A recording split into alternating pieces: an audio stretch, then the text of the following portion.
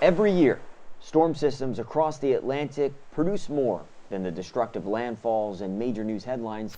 We are now seeing the eye of the storm. They create waves. There's a lot of swell anxiety and trying to line everything up, but when you find the right spot, it's amazing. From thousands of miles offshore or right along the coastline, storm systems have the power to shift the sands of our beaches.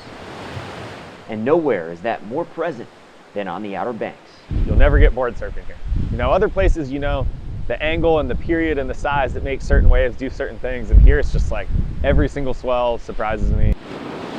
Most of the time, a storm's energy is transferred through the waves of the Atlantic in a destructive way. A second house has collapsed. Pieces of the home are scattered. But back in August and September, the coastal erosion from storms like Idalia and Ophelia uncovered a piece of history on Cape Hatteras National Seashore. Are the foundations of some of the sound surveillance buildings and structures that were used by the Navy. From 1956 to 1982, parts of Naval Facility Cape Hatteras were used to monitor offshore submarine activity. They had a sound surveillance system here where there was a cable that went out into the Atlantic Ocean. Before being declassified in 1991, this technology was operated with top secrecy during the Korean War, the Cuban Missile Crisis, the Vietnam and Cold Wars.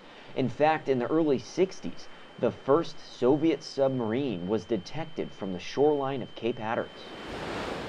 Life on a barrier island is quite unique because it's extremely dynamic. One of the reasons people love to come to Cape Hatteras National Seashore is because it's always changing. Storm after storm, wave after wave, the Outer Banks holds a special connection with the powers of the sea. Surfing is the Outer Banks. It's a big part of why a lot of us live here. It's like your equilibrium being in the water.